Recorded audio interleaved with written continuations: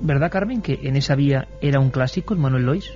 Sí, nos lo habían pedido cientos de veces que acudiéramos hasta ese hospital abandonado. Algunos nos decían que fuéramos rápido porque lo iban a tirar, iban a hacer otras construcciones allí, y sobre todo nos decían si podíamos localizar a algunos de los testigos que vivieron allí cosas muy extrañas, y que incluso con animales que no querían entrar en las habitaciones. Antes de eso vamos a dar unos avisos, o lo hacemos dentro de unos minutos, Alberto, sobre los siguientes viajes que nos está mega a preguntar de Milenio 3. Mañana en Cuarto Milenio, Juan G. Vallejo dentro de Diputación de Granada, ¿os acordáis?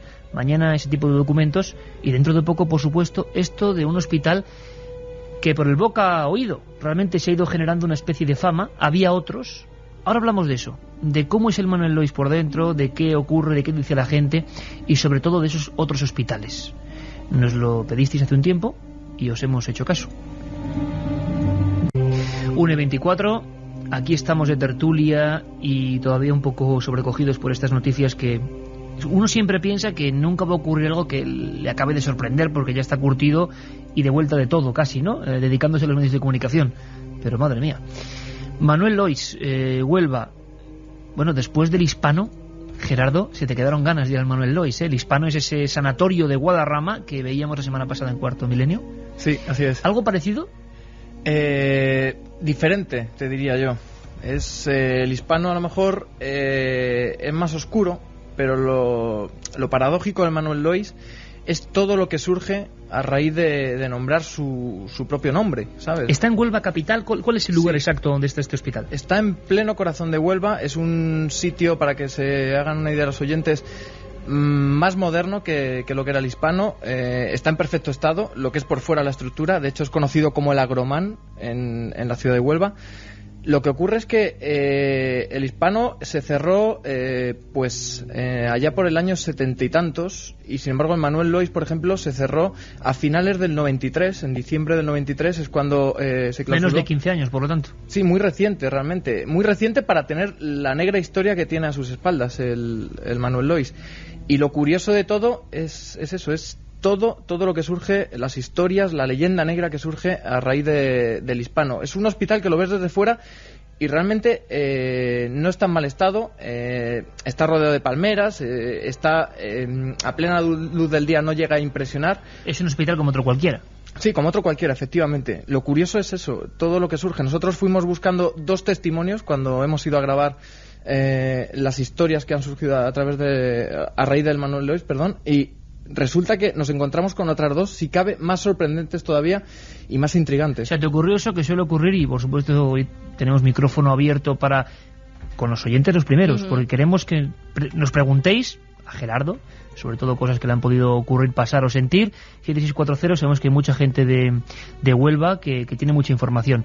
Y ese, Carmen, ocurrió algo sorprendente. La semana pasada, el domingo, junto con Santiago Vázquez, Gerardo estaba haciendo un reportaje sobre la oscuridad tenebrosa de ese Hispano, lugar con leyenda. Y en plató recordábamos, Gerardo, que había habido guardia de seguridad como si fuera una leyenda urbana. Sí. ¿Que les había pasado o qué? Sí, efectivamente. Es que el suceso del guardia de seguridad se ha generalizado de tal forma, ya no solo en hospitales, sino en otros sitios abandonados. La leyenda urbana del perro que se niega, que se enloquece cuando su vigilante le intenta hacer subir a una determinada planta, se ha transmitido a través de foros como Internet, en los mentideros de cualquier ciudad se escucha esta historia. Pero no había nombres, ¿no? No había nombres, no había lugar en concreto, no había sitio. Sin embargo, se puso en contacto con Cuarto Milenio el vigilante que tenía a ese perro que estaba haciendo las labores de vigilancia del Manuel Lois. Ya hay un nombre. El vigilante se llama Mario, es una persona que estuvo hace ya bastantes años, nada más cerrar el Manuel Lois, haciendo los turnos de vigilancia, de noche concretamente, y curiosamente cuando comentábamos la historia, él se dio por aludido y dijo: caramba, soy yo el que le ha ocurrido esa historia, y mi perro, que se llama Danko, es un perro que ha muerto hace relativamente poco, hace unos meses, pues es el perro de esas leyendas urbanas, el que en tantos foros de Internet pues ha ha llamado la atención de tantos enamorados del misterio. Carmen, yo sé que tú hace poco has escrito, aunque no se ha publicado todavía, una historia sobre la interactividad del 7640 y ha sido también uno de los ejemplos. La gente aporta datos, los oyentes de Milenio o los televidentes de Cuarto Milenio, que luego demuestran que tal leyenda urbana, nos pasó con la chica de la curva, puede que no sea, ¿no? Era él, con esos perros, en ese lugar. Era él que se ponía en contacto con nosotros, al igual que lo hacían también otras personas, aparte, sin haber hablado con él, que le conocían y nos referían a esa misma persona. Él, aparte, había estado viendo el programa. Sabemos que también otros de los guardias de seguridad que se encuentran en ese hospital y en otros muchos escuchan Milenio 3 y ven Cuarto Milenio. Y la verdad es que siempre tenemos las puertas abiertas en los lugares donde vamos a investigar, precisamente por esa interactividad que hay con los oyentes y con los espectadores. Nos referían muchos hospitales y a lo largo de esta semana, Iker, que tendremos que ir investigando, hemos recibido notificaciones con personas que habían estado implicadas en fenómenos extraños en diversos hospitales ya abandonados de nuestro país. Entonces tenemos a ese guardia de seguridad, Gerardo. ¿Qué le pasó exactamente la noche que se da origen a la leyenda urbana? ¿Es tanto como decían en internet? ¿Él te confiesa con pelos y señales lo que pasó? ¿Estaba asustado todavía? Verdaderamente la historia es terrible, pero yo antes que nada quiero poner un poco en precedentes a los oyentes, porque la historia del Manuel Lois, lo que se encuentran los guardas de seguridad que empiezan a hacer ronda nada más cerrarse el Manuel Lois, yo creo que es impactante. Se encuentra en un hospital recién abandonado en el cual se dejan máquinas, maquinaria hospitalera nueva completamente. En los quirófanos quedan restos de sangre, quedan botes con placentas, con fetos humanos en la planta de maternidad. Incluso en el mortuorio del Manuel Lois, que está situado en la planta baja, me dicen que se encuentran la pierna de un cadáver. O sea, imagínate el lugar tan tétrico. Lo dejaron así abandonado. Así abandonado. De hecho, me dicen que muchos médicos de otros hospitales, al cabo del tiempo, acuden a Manuel Lois a intentar recuperar algún material, alguna máquina de los quirófanos. De hecho, nosotros en las imágenes que hemos captado, hay ventanas que se ve perfectamente desde la calle y se ven aparatos perfectamente nuevos en los quirófanos, en las consultas del Manuel Lois, se ven desde la calle, con lo cual la imagen es bastante dantesca. Eso se quedó allí y ya está, se supone que no tenía más uso. Parece raro. Hay varias historias en Madrid, el Hospital San Carlos, si recordáis, otro de esos lugares que en su día fueron tétricos, que tenía una colección de deformidades humanas, algunas de ellas terroríficas. Niños cíclopes, sirénidos, niños con 2-3 cabezas, anomalías. Todo eso guarda, por ejemplo, una fotografía de muchas de esas colecciones el doctor Reverte Coma, pero desaparecieron. Claro, se debió quedar abandonado y otros rapiñaron, que también hay que ser macabro para coger ese tipo de elementos si uno no es un médico y no le interesa para el estudio. Pero de todas formas, por mucho que se abandone un hospital, ¿cómo no se hace algo? Porque al fin y al cabo hayan nacido con 2 cabezas siendo cíclopes o hayan nacido fetos muertos, son seres, seres humanos. Lo de quedarse... ¿Cómo se abandona ahí a la merced de todo el que quiera pasar? Como ha pasado en otros hospitales. En el Hispano, por ejemplo, se dejaron todo, hasta los informes médicos de las personas. Hasta hace poco tiempo tú acudías al Hispano y podías encontrar por los suelos informes médicos de niños tuberculosos que algunos habían vencido la enfermedad y otros habían muerto, pero estaban ahí sus datos. Pues sinceramente suena un poco incomprensible y por supuesto que estamos abiertos a que si esta información no es así, que alguien del Manuel Lois en su día diga no, esto no fue así, nos puede escribir perfectamente. Lo que comentaba la gente y lo que se puede ver es eso. ¿Y cuándo empiezan lo que son los fenómenos extraños o a rumorearse en la ciudad de Huelva que hay cosas ya más raras todavía que lo que se ve a simple vista en el Manuel Lois, Gerardo? En el caso de Mario, que es el vigilante que contactó con nosotros, él nos comentaba que al cabo del poco tiempo de estar en el Manuel Lois, él realmente lo percibe más tarde. Lo que ocurre es que le extrañaba la actitud sobre todo de Danko, del perro. Él nos comentaba, por ejemplo, que estando todo a oscuras en el Manuel Lois, la luz desconectada, no había luz eléctrica, de repente en la garita de seguridad que estaba situada en la puerta de entrada, pues se oía a las 3 o las 4 de la mañana bajar el ascensor a la primera planta. Y se oía el pitidito típico del ascensor cuando se llega al lugar de destino.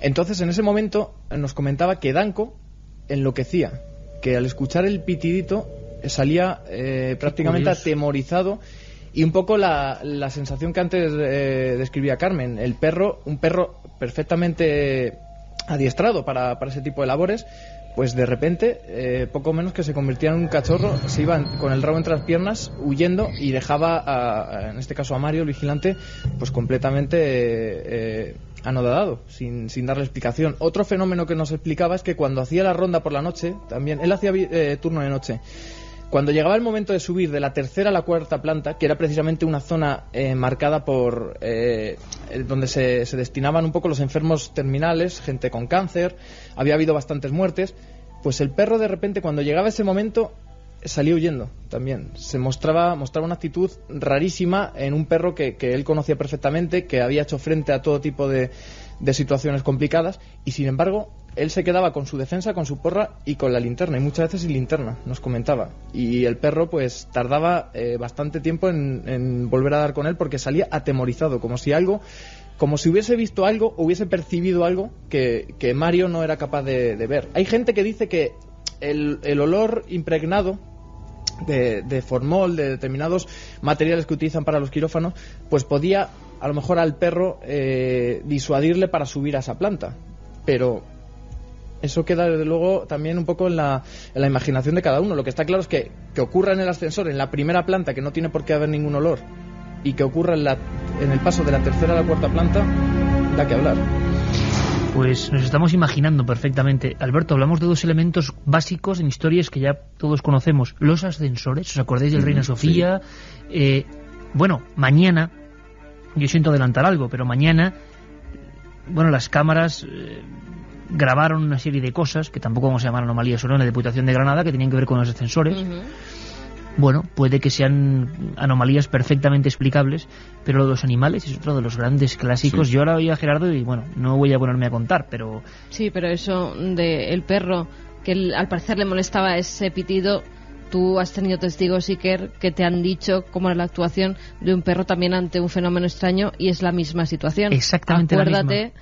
Del caso de Talavera. Ahora lo contamos, pero dos elementos básicos en todas las historias. Sí. Y fíjate que además en este hospital, hablando con Gerardo, me gustaría que también nos contara, porque no solo los vigilantes se tenían que enfrentar contra todos esos médicos que, por así decirlo, intentaban recuperar material quirúrgico, sino también con mucha gente, muchos aficionados al misterio que intentaban hacer psicofonías en ese hospital. Incluso creo que hubo un muerto, ¿no? No llegó exactamente a morir, pero desde luego fue muy curioso. Nos contaban los encargados de seguridad actualmente que cada vez que sale el nombre de Manuel Lois... Que les mandamos un abrazo porque nos han tratado fenomenalmente. Sí, fenomenalmente, desde luego ha sido todo atenciones y nos han facilitado bastante el trabajo. Evidentemente los que están ahora no, porque su labor es impedir el paso, porque además después del accidente que ocurrió, el caso es que cada vez que sale a relucir el nombre de Manuel Lois, tanto en internet como en Milenio 3, en Cuarto Milenio, parece que hay una fiebre en Huelva de gente que quiere ir a intentar conseguir algo, psicofonías, intentar mirar alguna luz. Hay gente que llega con linternas para intentar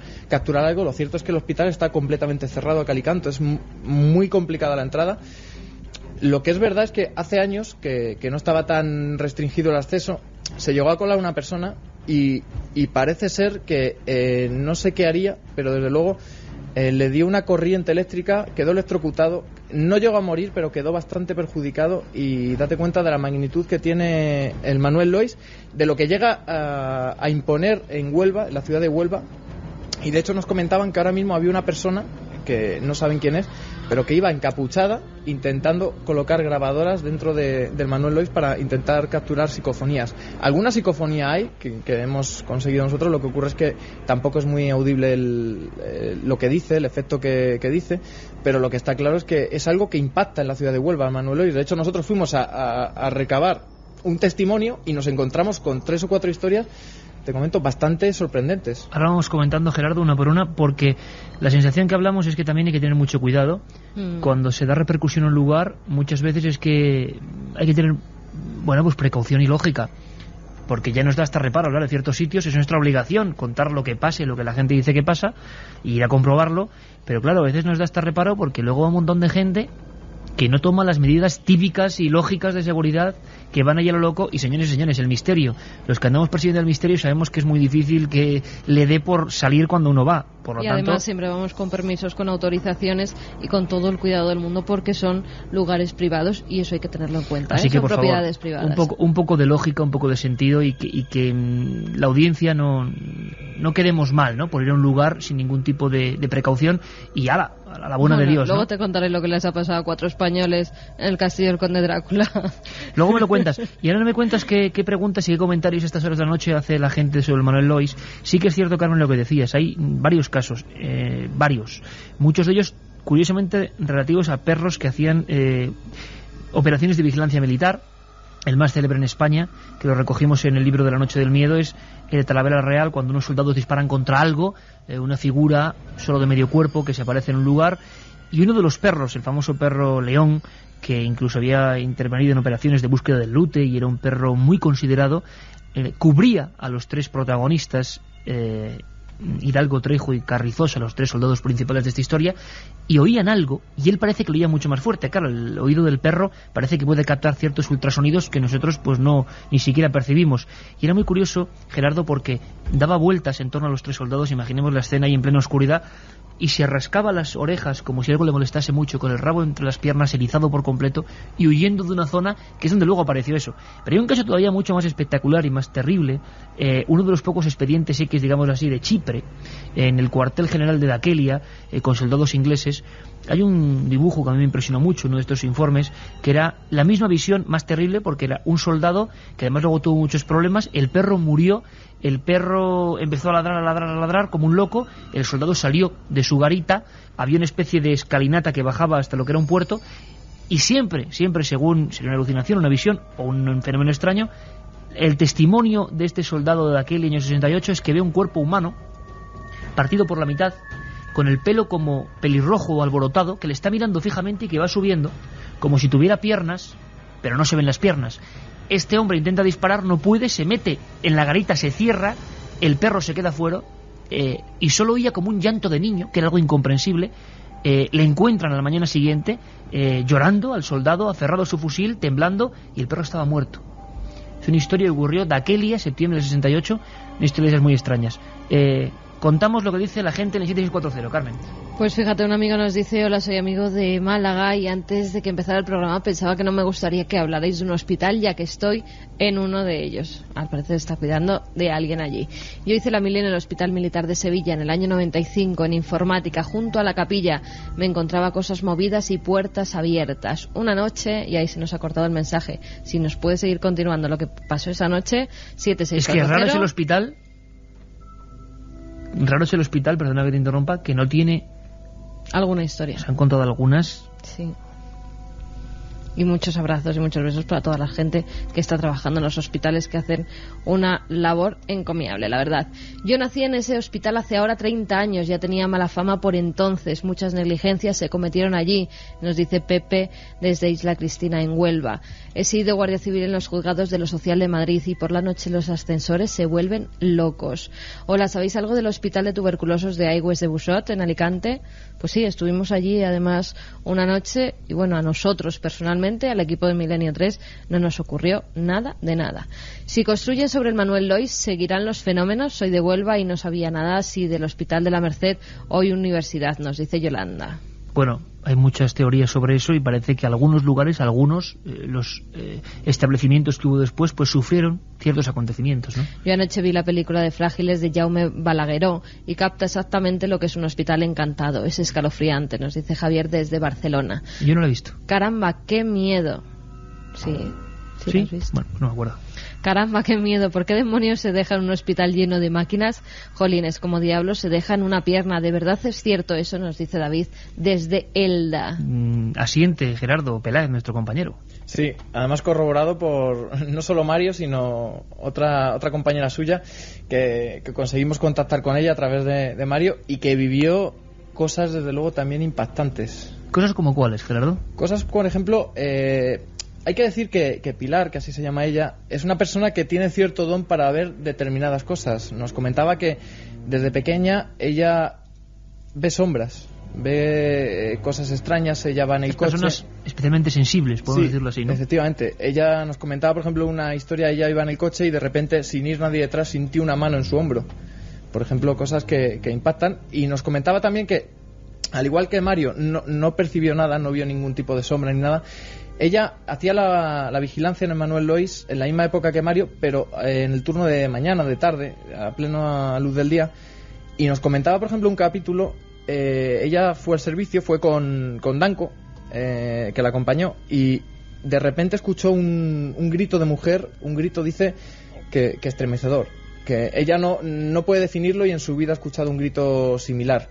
Danko se volvió loco, salió corriendo, lo mismo con el rabo entre las piernas, el pelo completamente erizado, salió a la puerta del hospital y ella, claro, atemorizada al ver que el perro actuaba así, le siguió, ¿sabes? Eso, evidentemente, luego buscó. No había absolutamente nadie en el hospital porque estaba vacío, estaba prohibido el paso, no había absolutamente ninguna persona, pero es que luego nos cuenta que al cabo del tiempo, estando en la garita, ella sola sin Danko, porque Danko dejó a los 2 meses, vieron claramente que no podía seguir haciendo la vigilancia en ese hospital, le quitaron del servicio.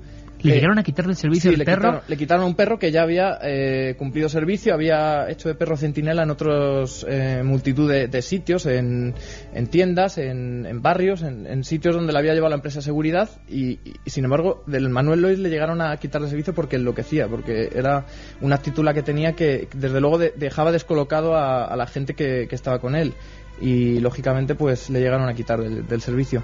El caso de Pilar, lo que te contaba, estaba en la garita de seguridad y de repente empezó a escuchar tacones por el pasillo del Manuel Lois. Otro clásico, ¿eh?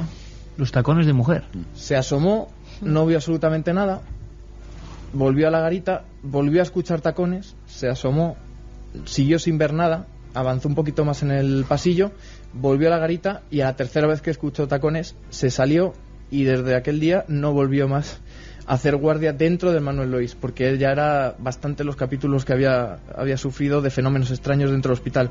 Y al ser una persona también especialmente dotada para ver determinadas cosas, pues lógicamente le asustó bastante. Hay que recordar que la guardia la hacía completamente sola y lógicamente pues atemorizaba. Ve apuntando, Gerardo, porque vas a tener que hacer una ruta de hospitales presuntamente encantados que verás tú. Bueno, si no le da el testigo a Alberto. O que vayan los dos. Alex desde bueno, Córdoba. Entonces el temor sería para los espectros, si es que los hay. Alex desde Córdoba nos dice: venid a Córdoba, en mi facultad, Filosofía y Letras, se mueven los objetos. Antes fue un hospital militar. La Facultad de Derecho de Córdoba, dice. De Filosofía y Letras. Es que la Facultad de Derecho es la que tiene fama y ha habido varias investigaciones incluso. Bueno, pues entonces son 2 de los edificios del campus. Soy Ángel de Ciudad Real. ¿No sabéis ninguna historia de un viejo psiquiátrico que se llama La Atalaya? Yo lo he pasado muy mal en ese sitio. A mí me suena muchísimo. Pero se refiere a Ciudad Real. Bueno, a Ciudad Real, el viernes que viene estamos ahí. Vuelvo a reiterar mi agradecimiento profundo. Sí. Porque creo que son más de 2.000 entradas en 2 horas, ¿no? Pues sí, la gente se ha quedado sin invitaciones, o sea que sepan que ya están todas dadas, 2.000, un aforo que tenemos una capacidad para 1.200, 1.300 personas, o sea que muchos se quedarán sin ver Milenio. Soy Eva, esperemos que no, Alberto, no seas gafe, hombre. Esta publicidad, Alberto. Eres de lo que no hay. Este hombre, no me extraña que lo mandemos a los hospitales encantados y algún día lo dejemos allí. Hoy tiene fiebre. Soy Eva, lo de los ideal para encargarnos alguna misión de riesgo. Eva nos dice: lo de los animales es muy impactante. Conozco a una mujer que estaba en su casa y de pronto un gato se infló y es que allí murió un albañil. ¿Qué tal? Me llamo Miguel y soy vigilante de Las Palmas. Os puedo asegurar que los perros captan cosas que se nos escapan y no es leyenda. También allí, no sabemos dónde, pasan cosas extrañas. No, ahí sí que ni leyenda. Quien tiene un animal sabe que hay cosas que nosotros no vemos. ¿Y cuando tu perro se va al pasillo y se pone a mirar algo que tú no ves en mitad de la noche? Mejor no pensar. Bueno. Entré con 4 amigos en un hospital mental abandonado. Dentro había perros y se paralizaban si subíamos las escaleras. Escuela de Guerra Naval de Madrid. La gata se niega a subir a una planta y entrar a varias. Habitaciones y la sala de los antes calabozos, pues baja la temperatura. Tendríais que investigar el palacio que hay en la Escuela de Arte Ecuestre en Jerez. El duque que ahí vivía mató a su hijastra. Pasan cosas increíbles. Mi hermana trabaja allí y es testigo de ellas. Anoche estuve en el apeadero de Torrebonica con un amigo y con mi perro y nos tuvimos que ir. Boss, mi perro, estaba súper nervioso. Todo era muy extraño. Se refiere al apeadero donde varias personas a lo largo de los años 70 se inmolaron, se suicidaron en las vías del tren por creer que se podía contactar con seres, digamos, de otros planos, de otros mundos, y es un lugar especialmente gris. Y cerquita de allí está un hospital también abandonado, que precisamente nos escribió otro amigo del que hablábamos la semana pasada. Que en Tarrasa hay un sanatorio abandonado, menos la primera planta. Mi mujer ha estado trabajando allí y en la capilla se había hecho un ritual satánico. Es que de la sensación, volvemos siempre al bucle habitual de lugares donde ha habido un hecho luctuoso, un asesinato, un crimen. La gente dice, los expertos opinan, que a veces se queda algo y que ese algo, lo que sea, pues puede ser captado por los animales. No lo sabemos, pero lo cierto es que si hay lugares de dolor, uno de ellos evidentemente es así, de acciones heroicas, pero también de dolor es un hospital. Es un dolor concentrado sobre dolor, sobre tragedia. Entonces, cuando has dicho, Gerardo, lo del grito de mujer, un grito agudo, me estaba recordando a una historia que quizá cuando vayamos a Ceuta lo contemos, pero en un tanatorio, que puede ser de todos esos lugares donde evidentemente lo que se mezcla a capas es la desesperación y la pena de los seres humanos, el famoso caso del año 2002 de intervención de la policía con informes oficiales porque las empleadas del tanatorio de Ceuta se niegan a seguir trabajando porque la propia policía incluso atestigua los gritos de mujer como si estuvieran matando a alguien, y no había nadie, ningún difunto en ninguna de las salas. Y esto salió en la prensa y pudimos hablar con los jefes de policía de Ceuta. Gerardo, en cuanto a... hemos oído perros que captan cosas, supuestas psicofonías, los tacones... ¿Ha habido algún fenómeno visual? Es decir, luces, figuras... ¿Alguien ha atestiguado eso en el Manuel Lois? En el caso de Pilar nos contaba que estando de guardia, cuando llegó el momento de darle el relevo a la guardia con Mario, ella en la garita vio, a través de un espejo, vio una sombra. Rápidamente salieron los dos, intentaron buscar a ver si había algo, pero no vieron absolutamente nada. Pero una sombra no de forma humana, sino lo que dicen, algo que pasa. Sí, efectivamente, algo que pasa. No fue nada definido, fue algo que pasa y que desde luego les impactó. Pero lo curioso es que aparte de estos testimonios, cuando llegamos allí nos encontramos con cosas, desde luego, que casi impactan más. Por ejemplo, nos contaban una historia, uno de los compañeros cámaras que estuvo allí, una amiga suya. Dice que evidentemente no quiere salir porque no quiere dar publicidad al tema y tampoco le gusta aparecer mucho en medios, pero nos contaba que estando abierto el Manuel Lois fue con su padre a dar la enhorabuena a un familiar por lo visto que había tenido un hijo, una prima o algo, y por la escalera se encontraba una mujer. La mujer les preguntó que a dónde iban, al enterarse de que iban a ver a esta familiar que había tenido un hijo, les dio la enhorabuena y de repente esta persona, la chica esta, se vuelve mirando a su padre y el padre está completamente blanco y le pregunta ¿qué te pasa? Y dice, la mujer que acabamos de ver es tu tía que lleva muerta 2 años y murió precisamente en el Manuel Lois.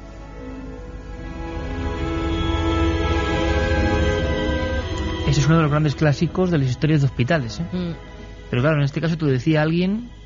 Sí, alguien que además no tiene ningún tipo de interés en contarlo, un cámara que te acompañó en ese reportaje. Efectivamente, y la persona me comentaba que no es nada amiga de salir en foros ni en sitios públicos, es más, que es raro que cuente la historia alguna persona. Él me lo contó como cosa suya, pero desde luego impacta bastante. Y luego me contaron otras 2 historias que son muy curiosas. Una de ellas, una persona que fue a investigar y subiendo precisamente entre la 3ª y la 4ª planta, donde recordemos que a Danco le daba pánico subir, esta persona iba con una linterna, notó como un golpe en el hombro y de repente la linterna que llevaba se la apagó.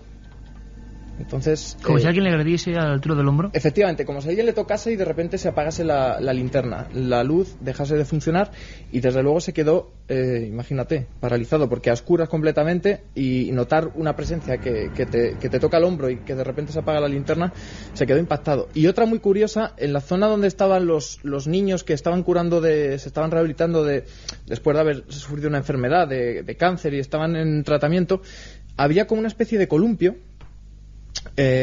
un columpio pequeño en una de las habitaciones, en uno de los habitáculos del hospital. Pues uno de los investigadores que fue comentaba que subiendo con otro compañero, subiendo a esa planta, vio el columpio moverse sin haber absolutamente nadie montado en el columpio.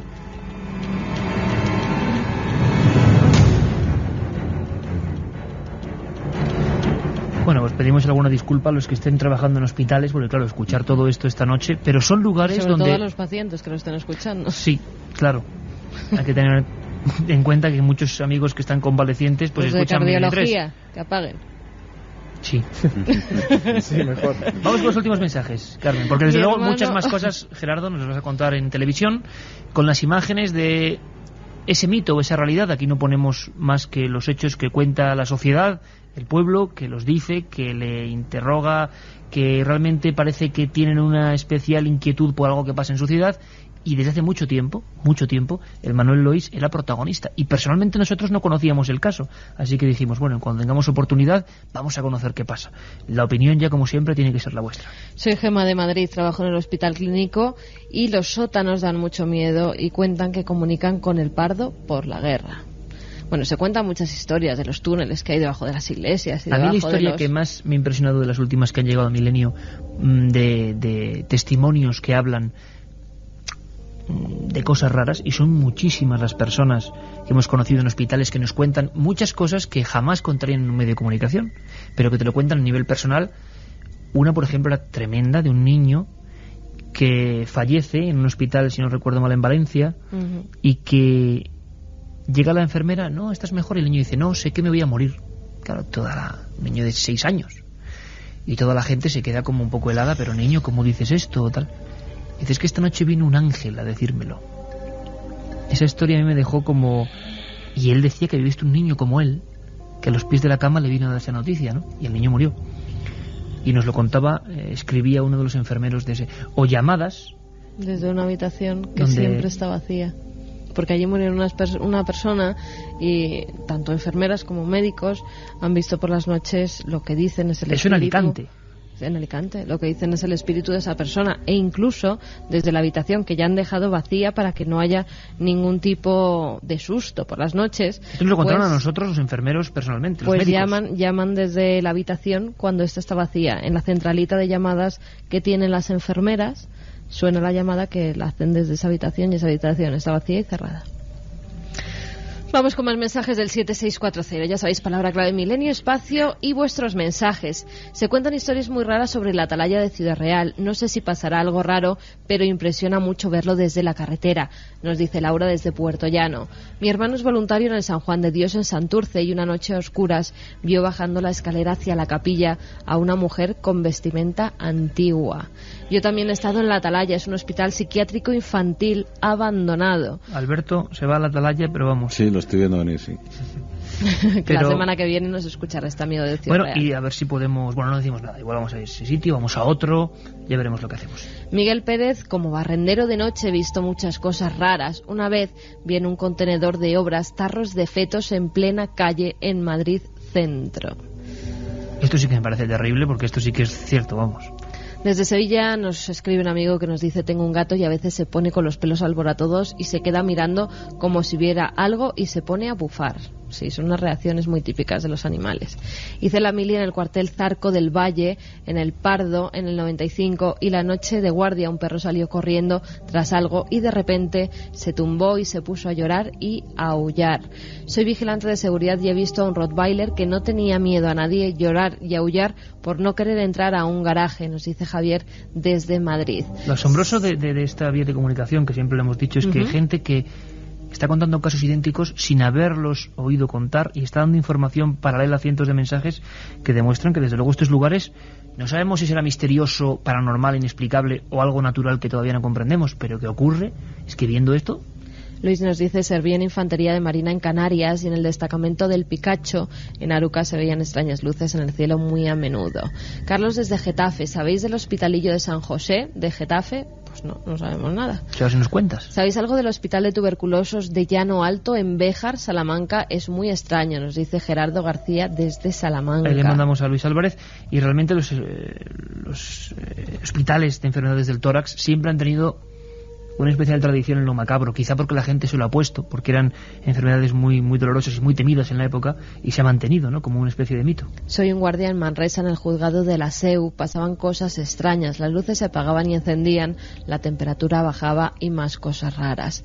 Jessy nos dice: hola amigos, estuve trabajando en el archivo del Hospital Materno Infantil de mi localidad. Una vez acudí sola al pasillo y sentí mucho frío. Lo dejamos ahí, Carmen, porque... Solamente ¿sí? El mensaje de Luis, que nos dice que en el Manuel Lois se hicieron las entrevistas para entrar en el 061 de Huelva, que fue con su novia, y que tuvieron que salir de allí a toda prisa porque salieron aterrados de ese hospital, que era espantoso. Gente del 061 que estuvo en el Manuel Lois. Como ves, Gerardo, la vía de información de los oyentes es espectacular. Son cientos de mensajes de gente que ha vivido cosas. Seguiremos investigando, seguiremos indagando, pero la última pregunta lógica para nuestro compañero y amigo Gerardo Peláez es, yendo como reportero, ¿tú crees que son una concatenación de mitos, de habladurías, o que realmente hay algo especial para que la gente se dirija solo a ese punto, hablando de esta forma tan oscura de ese lugar? Yo creo que es algo real, porque desde luego además los propios testigos se encargaban de desmentir otros bulos que han corrido por Huelva. Por ejemplo, que en la capilla del hospital se había aparecido una virgen, había habido imágenes de monjas, por ejemplo, que es un clásico también de los hospitales. Eso lo desmentían. Sin embargo, lo que es, por ejemplo, los ruidos, los tacones, el episodio del perro, todo eso, sin embargo, daban una credibilidad ciega. Y lo curioso es que han surgido muchísimos testigos a raíz de nuestra visita a Huelva, que eso es lo misterioso, y yo creo que lo que vamos a aclarar también en Cuarto Milenio, y que la gente se va a quedar impactada con las imágenes que vamos a dar. Esperamos ese reportaje, Gerardo. Muchas gracias, un abrazo, gracias. Seguimos en contacto como siempre, seguimos luego con muchas más cosas, compañeros. Ahora, las noticias. 2:06. Noel Calero y Alberto Granados ya en la nave del misterio, observando toda la información que está llegando, que es muchísima. Carmen, siempre que hablamos de hospitales pasa eso, ¿eh? Sí, la verdad es que sí. Además, sabemos que los hospitales también, pues en esas largas guardias que a veces les toca hacer a los médicos y a las enfermeras, pues también nos tienen sintonizados, y muchas veces que hemos acudido a hospitales, pues para asuntos familiares, nos han contado esas historias que ocurrían. Y además que, bueno, son cosas que pasan. Recientemente, en este último año, hemos tenido que estar varias veces en hospitales por cuestiones familiares, y oye, hay que mandar un abrazo, porque menuda labor que hacen, qué trato nos han dispensado, y además siempre, sí, cuánta gente amiga de Milenio nos hemos encontrado. A toda esa gente que está trabajando por el bien de los demás, por la salud de los demás, un abrazo muy grande. Y ahora la que está maltrecha es la salud de 4 españoles que tú decías que les ha pasado algo en el castillo de Drácula, ese castillo del que hablaba Alberto la semana pasada, que andaban, que si lo venden, que si lo compran, que si lo recuperan. Sí, ¿qué ha pasado? Hablábamos de no meterse en los sitios, ¿verdad? Porque son propiedades privadas. Bueno, pues la policía de Rumanía ha multado a 4 jóvenes españoles y una rumana por colarse en el castillo de Bran, uno de los castillos que poseía el príncipe de Valaquia, Vlad el Empalador. El pasado lunes, alrededor de la 1 de la madrugada, una patrulla de gendarmes de Brasov fue llamada por los guardias del Museo Bran, denunciando que un grupo de personas había entrado ilegalmente en el patio del castillo. Los 4 jóvenes, al parecer, saltaron la valla que protege el recinto, y según declararon, fue para satisfacer su afición a las sensaciones fuertes. Más tarde, en comisaría, dijeron que como estaban de vacaciones, que no tenían demasiado tiempo, y que bueno, entraron allí porque deseaban ver el castillo de Drácula de noche. Broma que desde luego cuesta cara. Han localizado un muro raro, un muro que seguramente también tenga un código secreto que no sabemos descifrar. Carmen. La noticia es reciente y hay todavía muy poca información porque los arqueólogos están investigando, y es que un grupo de estos especialistas ha localizado esta semana y de manera fortuita un muro con cabezas de serpientes en el centro histórico de la Ciudad de México. El hallazgo se produjo cuando comenzaron las obras para construir unas oficinas y descubrieron 2 grandes cabezas que sobresalían de un muro que al parecer fue levantado entre los años 1486 y 1502 y que forma parte de un gran templo ceremonial.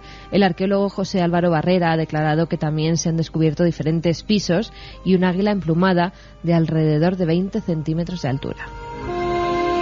Bueno, pues serpientes, y muy peligrosas, tiene que haber en un lugar como Nigeria. ¿Os podéis creer que Nigeria es uno de los sitios donde más leyendas urbanas hay? Carmen, ¿te lo puedes creer? Nigeria. ¿A que suena rarísimo? Porque la leyenda urbana la interpretamos lógicamente al mundo de Internet, al mundo de los móviles, al trasvase de información rauda como el viento, como la centella, y claro, uno dice, en Nigeria, ¿qué demonios de leyendas urbanas va a haber? ¿Habrá leyendas ancestrales? No. ¿Has oído hablar? Es que esto es espectacular lo que viene ahora, ¿eh? ¿Has oído hablar de los números asesinos? ¿Los números? ¿A ti a qué te suena, por ejemplo, si te digo números asesinos? ¿Qué puede ser? Estoy seguro que no lo vas a acertar, y la audiencia tampoco. Pues que ponen un 666 en tu casa y un grupo satánico, por decirlo de algún modo, va y te mata. ¿Satánico nigeriano? Sí. Es mucho más que eso. O de vudú. ¿Quién nos puede contar una historia de Nigeria, de leyendas, de números raros? ¿Quién? Santiago Camacho. Yo creo que estaba en el último whisky cuando hizo esta sección, porque yo, digo, Santi, que vas a hablar de leyendas urbanas en Nigeria.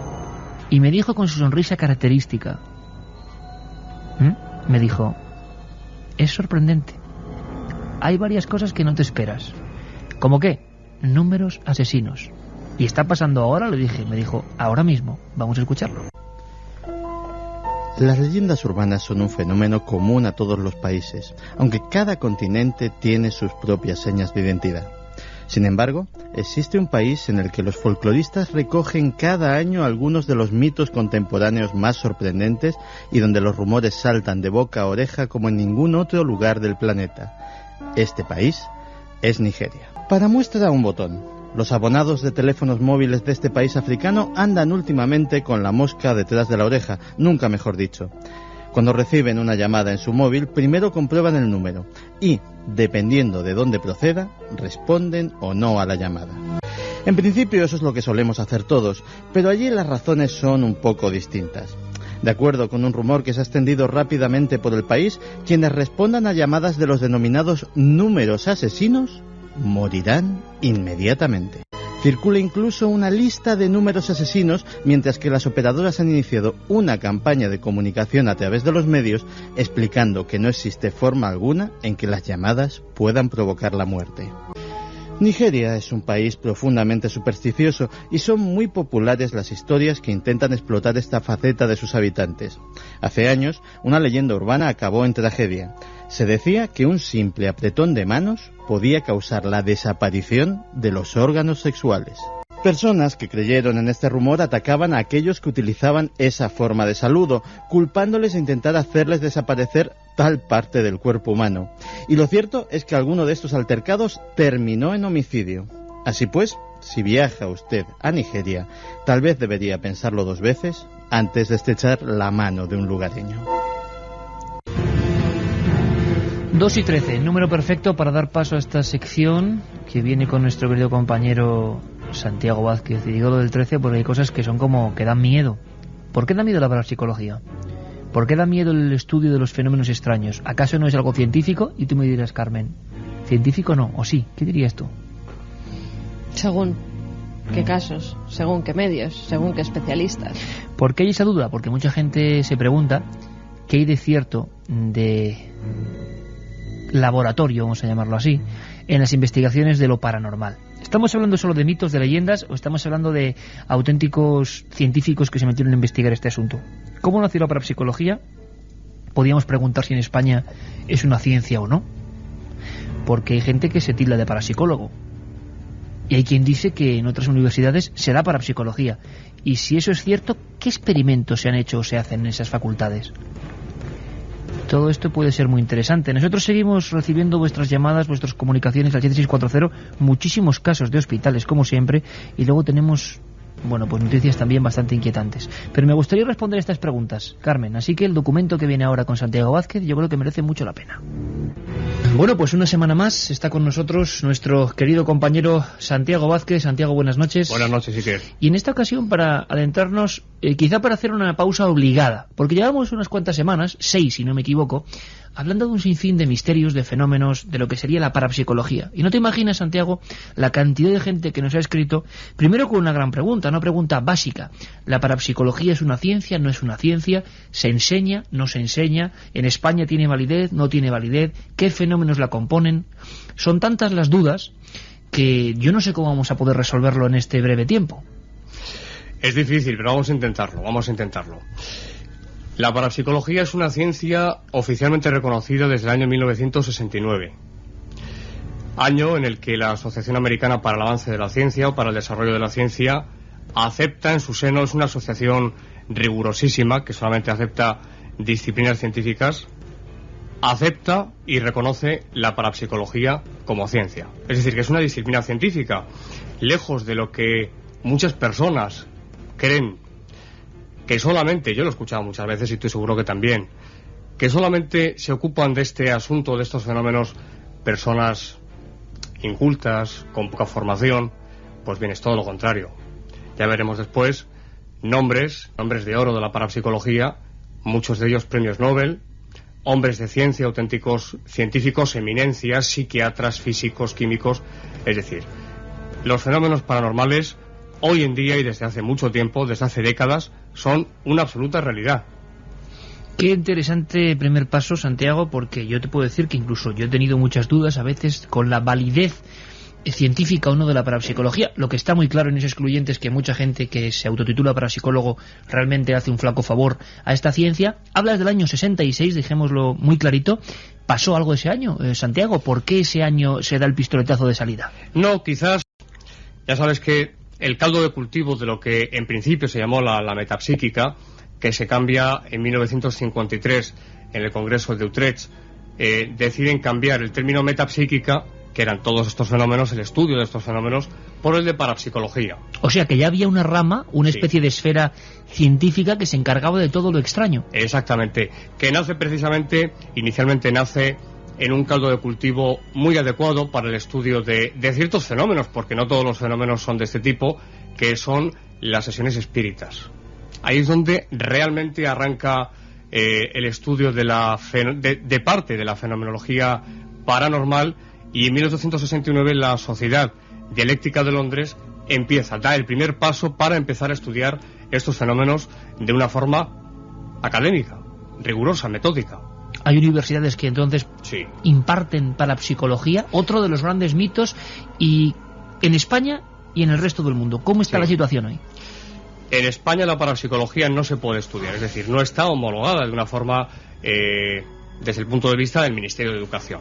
Es decir, hay cursos, esto lo sabemos todos, cursos de formación, cursos de orientación, pero nada más, nada más. Si estuviéramos en Venezuela, sí que podríamos acceder a la facultad de parapsicología.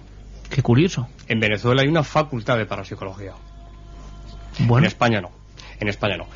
En Europa, en el resto del mundo, pues lo que tenemos son cátedras de parapsicología que están adscritas a universidades. Esto sí. Es curioso porque también, aviso navegantes, hay una gran cantidad, una proliferación de cursos, a veces marchamo como si valiesen para algo académicamente, y que advertir que no es así, son meramente orientativos, mejores, peores, pero lo oficial es lo que está contando ahora nuestro compañero Santiago Vázquez. Y hablabas antes de nombres de oro de la parapsicología. ¿Tan de oro, Santiago? Sí, tan de oro, ya lo creo. Pues mira, el primero que inicia en 1870 la investigación de la metapsíquica, por aquel entonces, es Sir William Crookes. Toda una eminencia de la ciencia, pues entre otras muchas cosas, fue el descubridor del talio, de los rayos catódicos, de investigación no solamente en el campo de la física y de la química, sino también de la astronomía. Es decir, este señor no era una persona con poca formación. Era una persona muy reconocida en la época, y es el primero que se dedica a investigar en las sesiones espíritas. Por ejemplo, el caso famoso que habéis hablado aquí en el programa de Florence Cook, los ectoplasmas que materializaba, el ectoplasma concretamente de Katie King. Invirtió varios años en saber si aquello era fraude o no era fraude. Porque el fraude era moneda de uso común, ¿verdad? Sí, había mucho fraude en las sesiones espíritas, efectivamente lo había, pero también había realidad. Y Crookes, poco antes de morir, muy poco antes de morir, públicamente reconoció que no se retractaba absolutamente de nada de lo que había dicho, de sus observaciones, de su dictamen final respecto a la fenomenología paranormal, y es que él, como científico, reconocía que estos fenómenos eran una absoluta realidad, que no podía explicarlos, porque la ciencia no los puede explicar, pero sí registrar que están ahí, que opera una causa, que actúa y que desde luego no pertenece a nuestra dimensión física. ¿Hay más grandes científicos interesados por la parapsicología? Ya lo creo, hay muchos. Tenemos, por ejemplo, entre otros, a Richet, premio Nobel de Biología, Esto es importante decirlo por lo que decía al principio, es decir, un premio Nobel biólogo que dedica 40 años, Iker, como sabes, 40 años a estudiar la fenomenología paranormal y que publica en 1922 un libro llamado Tratado de Metapsíquica y subtitulado 40 años de investigaciones en este campo. ¡Caramba! Es un libro voluminoso y registra toda la fenomenología paranormal. Es decir, no ya desde el punto de vista teórico, sino que él como científico, investigó in situ estos fenómenos. Y también creía en la existencia de una esfera de cosas inexplicables. Richet decía que, y dijo varias veces, por varias ocasiones, que si él no hubiera encontrado en la causa paranormal una inteligencia, no le hubiera dedicado ni un día al estudio de los fenómenos. Es decir, lo que a Richet le interesaba, así como a tantos nombres de oro de la parapsicología, es que estas causas paranormales son causas inteligentes. Son causas que actúan. Tengo un caso que si quieres otro ya comentamos más tranquilamente. Por ejemplo, en fenómenos de tipo poltergeist, cuando hay movimiento de objetos, el caso de una enfermera que está una noche en un hospital con los vasos de leche de los enfermos. Había un poltergeist en ese lugar. Uno de los vasos empieza, la bandeja puesta en la mesa. Uno de los vasos empieza a desplazarse por la bandeja y cuando llega al borde de la bandeja se para, como no dejándose caer, y vuelve otra vez a donde estaba. Es decir, la causa paranormal juega muchas veces, es decir, denota una inteligencia. Y eso es muy importante desde el punto de vista, digámoslo así, filosófico, porque indica que no son fuerzas, como se ha dicho muchas veces, con hipótesis se puede aceptar, que no son fuerzas espontáneas, desatadas por el inconsciente, por nuestro inconsciente, de una forma aleatoria, espontánea. No, responden a un método, responden siempre a una intencionalidad, a un porqué. La causa paranormal puede jugar, pero siempre es con una intención, y es precisamente llamar la atención. Como siempre aprendemos cosas nuevas con nuestro compañero Santiago Vázquez cada semana aquí. Por cierto, Santiago, es imposible, imagino, congregar al Dream Team, ¿no? Al gran equipo de científicos que se ha interesado, pero creo que es muy importante dejar bases como esta, Premio Nobel, y dedicándose a la parapsicología. Sí. Más ejemplos. Tengo aquí una lista realmente extensa. Nombres, por ejemplo, como cuáles: Sidgwick, Stewart, Garney, Podmore, Balfour, Sir William James, este fue un nombre importante, Sir Oliver Lodge, el profesor McDougall, que comentabais en televisión hace poco aquello del peso del alma, muy interesante, ¿no? Hizo unas investigaciones interesantísimas. Te emplazo a que uno de nuestros encuentros sea sobre el alma.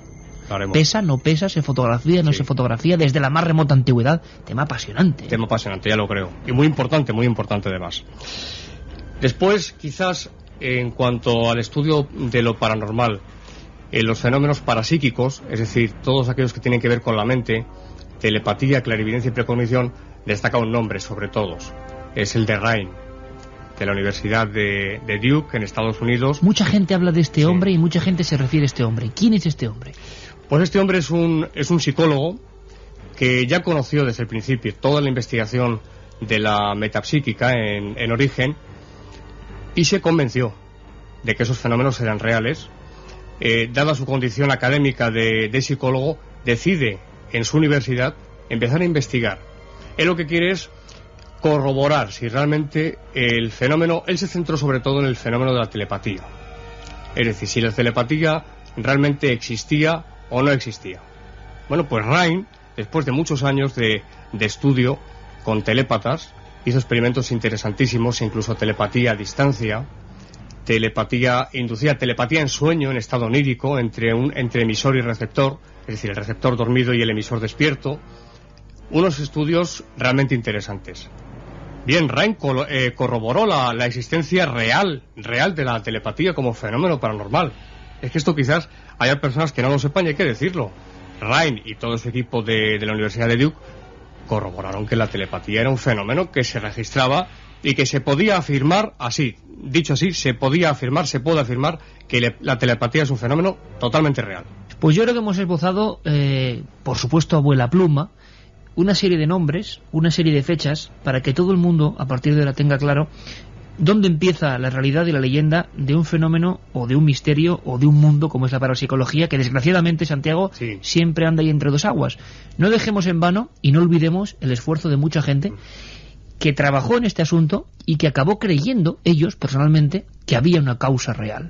Seguiremos hablando seguramente, Santiago, de muchos de estos personajes, de muchos de estos grandes genios y científicos, porque muchos tuvieron experiencias personales muy interesantes. Es cierto, totalmente cierto. ¿Las comentamos una noche de estas? Cuando quieras, Iker. Santiago, muchas gracias. Un abrazo, gracias. 2:27, Alberto. Calendario fundamental, lápiz y papel, Milenio 3, la nave del misterio que viaja para aterrizar en diferentes puntos mágicos de España. Pues sí, las 3 fechas más importantes. El 28 de abril estamos en Ciudad Real, en el Paraninfo de la Universidad. El 5 de mayo en San Sebastián, en el Palacio Cursal. Y el 19 de mayo en Bilbao, en el Palacio Euskalduna. Repite, por favor, porque hay mucha gente que tiene luego sus dudas. En Ciudad Real, ya como decías, bueno, que la gente vaya, pero... Exacto, pero ya están agotadas las invitaciones. El 5 de mayo en San Sebastián. Palacio Cursal. En el Palacio Cursal, para cerca de 2.000 personas, y además las invitaciones se van a poner prontito, las van a entregar prontito en la emisora. Y el 19 de mayo en Bilbao, en el Palacio Euskalduna. Más información en ikerjimenez.com, con los correos electrónicos para informaros de lo que va a ser vernos las caras y pasar una noche inolvidable, mágica. Y con este sonido de Hans Zimmer, Rainman, aquí Dustin Hoffman y Tom Cruise, esa escena tremenda. Los mensajes, porque... Yo me veo también como con la maleta, como ellos, ¿te acuerdas? Que iban con la maletilla. Bueno, tenemos pues un tour, ya podemos tomar vitaminas, chicos, el Tour Milenio 3. Pero desde luego cuando la acogida es como está siendo, pues uno no siente más que rubor, y hay que decirlo, pues mucho orgullo de tener tanta gente ahí. Gente que está escribiendo en 7640 y que, como siempre que hablamos de ciertos temas que tocan la fibra sensible o que demuestran que algo pasa, se llenan de testimonios. Madre mía, qué imágenes dejan algunos en un mensaje. Sí, mirar esta. Soy de un pueblo de Huelva y cuentan del Manuel Lois que un enfermo del hospital circula por los alrededores en silla de ruedas con golondrinas posadas por su cuerpo. Soy residente de un colegio mayor de Huesca, no vamos a decir cuál, donde se oyen ruidos extraños y la cocinera dice que ve fantasmas. Antaño esto era un manicomio. Soy David desde Valencia. ¿Sabéis algo de la maternidad del Hospital La Fe de Valencia? Se dice que se ve la imagen de una mujer vagando por los pasillos. Sí, eso nos lo contó aquí varias veces nuestro compañero Francisco Contreras. ¿Os acordáis de la historia de la Dama de Rosa? Llamaban Dama de Rosa, una figura de un aspecto así etéreo, y que en esa zona de maternidad de Valencia, Hospital de la Cigüeña, pues se convirtió en mito. Ahora la pregunta es, ¿había realidad detrás de ese mito o solo había fabulación? Sobre los números asesinos hay una peli tailandesa llamada 999 que toca el tema. También Llamada Perdida, nos dice Miguel desde Málaga. Hola amigos, ¿sabéis algo acerca de un antiguo hospital de leprosos que había en el monte de la Fuensanta en Murcia? Estaba en ruinas, nos decía Foti desde Alicante. Lo que estamos viendo es que nuestro país está lleno de historias de hospitales con leyenda negra detrás, eso está clarísimo. En Aranjuez, el antiguo hospital de San Carlos ya abandonado. Los albañiles que lo estaban rehabilitando no han podido seguir trabajando en él. En un viaje que hice a Nigeria, nadie me estrechaba la mano. Era algo increíble. No sabía cómo saludar. O sea que Santi, el terrible Santi, tenía razón.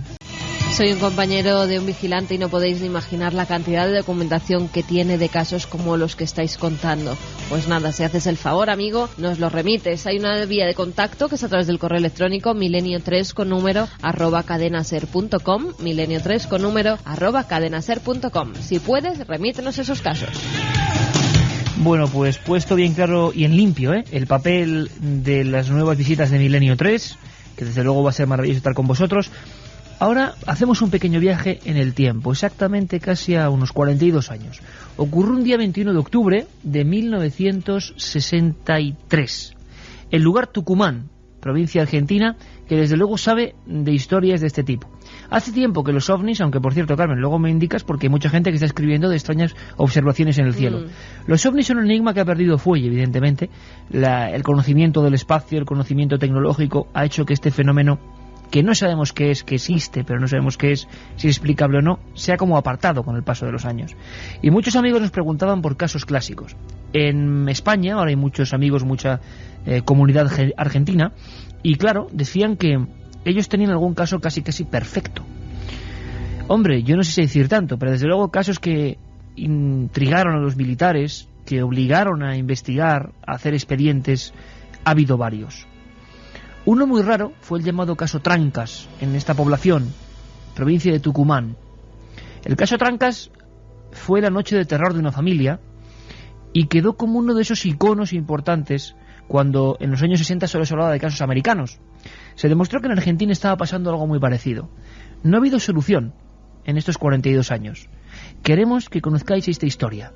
Vámonos a esa noche del 21 de octubre. Imaginémonos en un cortijo digno, aunque no sea La Pampa, digno de esas llanuras de miles de kilómetros casi, sin nadie, solo pequeñas casas diseminadas. Y allí en mitad de la noche ocurre algo. Alguien parece haber llegado para interrumpir nuestro sueño. El 21 de octubre de 1963, 6 objetos volantes no identificados aterrizaron en las vías del tren de la ciudad de Trancas, en Tucumán, Argentina. Un hombre, su esposa, sus 3 hijas y varios nietos fueron testigos de este hecho excepcional. Eran las 9:30 de la noche y sobre los raíles se elevaba una bola luminosa. En un primer momento pensaron que se trataba de un accidente ferroviario, pero de pronto vieron 2 haces de luz, como si provinieran de enormes focos que estuvieran iluminando su vivienda. Eran 2 rayos que parecían sólidos, tenían los contornos bien definidos y no se bifurcaban. Además, disponían de la forma de 2 grandes tubos luminosos. A 70 metros de ellos, un disco volante subió hacia el cielo. Aterrorizados, los adultos escondieron a los más pequeños, mientras el ambiente se hacía pesado y caluroso. En el aire flotaba un olor penetrante a azufre, y todos sintieron un extraño hormigueo en sus cuerpos. Entonces, comprobaron que a poca distancia de ese ovni que se elevaba, había otras 5 naves que se mantenían a cierta distancia. Cuando salieron de su aturdimiento, la familia se dio cuenta de que los 3 perros que tenían en casa no habían ladrado y se habían quedado inmóviles, igual que las numerosas gallinas que tenían en el corral. Cuando los platillos volantes se marcharon, los perros sí estuvieron aullando durante varios minutos. No todo es lo que parece. Milenio 3, Cadena Ser, Iker Jiménez. 2:36, música cósmica. ¿Por qué? Porque ahora nos elevamos sobre un lugar que para mí es el más misterioso del planeta Tierra. Es un lugar extenso, con diversos accidentes geográficos importantes. Allí estaba la llamada Pampa del Ingenio, o Pampa Colorada. Desde lo más remoto fue llamada Cahuache-Chauchia, que significó algo así como lugar de pena y sufrimiento. Hace unos 2000 años, los Nazca, la cultura que se estableció en ese desierto, el más seco del planeta Tierra, diseñó una serie de dibujos que digan lo que digan unos y otros, los más crédulos en que pudieron ser directamente seres del espacio, u otros que dicen que cualquiera puede hacer eso. La respuesta es: si cualquiera puede hacerlo, ¿por qué no lo ha hecho? Grabaron el desierto con una matemática prodigiosa, con unos cálculos increíbles y sobre todo con algo mucho más importante que todo eso. Porque a veces solo reducimos todo a números o a grandezas o a miserias. No es la perfección de esos dibujos, donde aparecen seres con cascos, seres que parecen astronautas antiguos hace 2000 años, mirando al cielo. No es solo esas figuras, esos animales, esas criaturas, esos monstruos, no. Es que miles de personas, sol a sol, trabajaron durante toda su vida para crear algo que nunca pudieron ver. A no ser, claro, que los Nazca volasen hace 2000 años, cosa que se nos antoja muy difícil, aunque hay quien dice que alguien ideó una serie de globos con aire caliente. Nos parece improbable. Esa gente, generaciones enteras, dejaron en el desierto una llamada a los cielos, una llamada a extraños dioses. Este día de hoy, en ese lugar remoto, es que ha habido nuevos hallazgos de quitarse el sombrero. Seguiremos esta noticia y conectaremos con Nazca en próximas semanas. Pero Carmen, las imágenes le dejan a uno con la boca abierta. La verdad es que sí, es que se han descubierto un nuevo centenar de líneas en Nazca. El hallazgo lo ha hecho un grupo de investigadores japoneses que lo anunciaron el jueves tras haber hecho una serie de fotografías satélites. Y Masato Sakai, que es profesor asistente en la Universidad de Yamagata, en el norte de Japón, ha dado a conocer este gran hallazgo. Muchas de ellas son líneas rectas, como pasa en Nazca, que muchas, por eso se habló, una de las teorías eran las pistas de aterrizaje de supuestas naves extraterrestres. Sí, teoría delirante de Eric von Daniken, pero quería conocer Nazca. por esas grandes extensiones, esas grandes líneas que atravesaban Nazca, pero también al parecer hay figuras que poco a poco nos van a ir desglosando, vamos a ir viendo en imágenes. Hay una impresionante, ¿eh? Le voy a decir a Guillermo León, a ver si, bueno, que nos está escuchando como siempre, si puede colgar esta información de Noticia de Última Hora en la web, porque es impresionante. ¿Qué estás viendo? Es como un ser amorfo. Sí, la verdad es que parece como un ser con extrañas, no sé, llamarlo como dedos, una mano muy grande encima de la cabeza, una cosa hay muchas, así, como el cuerpo las de manos, Nacho, unas manos flotando. Y que han sido descubiertas en el sur de la llanura de Nazca, lejos de la zona pues que hacen recorrido, por ejemplo, las avionetas para los turistas. Allí hay centenares de líneas y enigmáticas imágenes. Ya sabemos que están situadas a unos 400 kilómetros al sur de Lima, estos geoglifos, y están considerados Patrimonio Mundial por la UNESCO desde 1994. Ocupan además, por lo que se sabe hasta el momento, cerca de 450 kilómetros cuadrados. Y todavía nadie sabe qué son, por qué se hicieron, por qué allí, por qué esa gente, por qué los que vinieron después no hicieron nada de eso, por qué ninguna cultura copió ese sistema. Si era tan fácil, ¿por qué? ¿Por qué el aspecto de esos seres? ¿Por qué en ese emplazamiento donde había, por ejemplo, enterramientos? ¿Por qué esos dioses no eran conocidos? ¿Por qué eran tan extraños? Tantos porqués en la llanura de Nazca. Sigue siendo un desafío al ser humano, porque está ahí, porque no es yo he visto y he dejado de ver, está ahí presente. Desde luego también están presentes las historias truculentas y algunas ridículas, hay que decirlo así.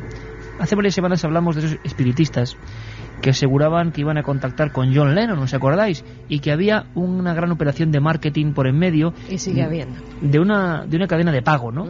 Bueno, ¿qué ha pasado con estos tíos tan jeta? Pues mira, este próximo lunes se transmitirá por fin por el canal de televisión de pago In Demand el controvertido programa llevado a cabo por un grupo espírita que asegura, ya lo asegura, haber contactado con John Lennon. Pero con otro que se llama John Lennon. No, con el ex Beatle. Todo aquel que quiera ver el programa tendrá que pagar $10, pero ya se ha anunciado como reclamo que valdrá la pena y que se podrán vivir emociones fuertes como escuchar una psicofonía que, según los expertos que intervienen en el programa, es la voz del ex Beatle comunicándose desde el más allá. Lo más curioso es que en esas palabras no se recoge un mensaje trascendental o un mensaje a Yoko Ono, a su mujer, ¿no? No. Dice que los mismos expertos dicen que habla de uno de sus restaurantes favoritos en Nueva York, La Fortuna. Fortuna la que van a hacer estos tipejos. Si es que hay mucha gente que paga esos $10. De todas formas, me vais a permitir, yo no sé ni para qué damos esta noticia, sinceramente, bueno, porque es noticia, pero desde luego hacer el flaco favor a esta gente. Pero fíjate que, claro, viendo cómo está la televisión y viendo lo que estamos viendo, nos escribía mucha gente en el 764C a raíz de eso, que cómo están surgiendo en tantos programas ahora misterios desde que está Cuarto Milenio. Pues que surjan, porque si los tratan como... Bueno, yo no ¿Vamos sé. con más noticias? Vamos con más noticias. Algunas yo de ellas creía que eran leyendas urbanas, pero ¿te acuerdas esa leyenda que nos contó Santi, que a los niños le daban caramelos y los envenenaban, sí, tal? Bueno, pues ahora ha habido detenidas por matar a niños con dulces envenenados. O sea que la leyenda urbana se convirtió en realidad. La policía brasileña ha arrestado a 3 mujeres que están acusadas de matar con golosinas envenenadas a 2 niños de corta edad. Todo ocurrió el pasado domingo, cuando los hermanos Éder y Ana María da Silva, de 6 y 8 años respectivamente, fallecían tras ingerir unos dulces que un mensajero entregó en su casa y que estaban envenenados con matarratas. La principal acusada, Ibanez Di Conceição Fonseca, ha reconocido que envió las golosinas con la intención de acabar con la madre de los menores, con Ivonete Pereira da Silva, porque creía que ésta había realizado un ritual de brujería para acabar con su hija de 7 años, para provocarla a la muerte. Por ello aprovechó el domingo de Pascua y así enviar unos chocolates a la hija mayor de la familia con una tarjeta de un supuesto admirador secreto. Otros 2 hermanos también resultaron envenenados, pero tras ser trasladados al hospital se les pudo salvar la vida. Las otras 2 detenidas son amigas de la imputada y han reconocido que la ayudaron a envolver los dulces, pero que no sabían las intenciones de la principal acusada. Mañana nos vemos, Carmen, Alberto, mañana en 4, Sí. Venga, hacia las 11 menos 10. Un abrazo.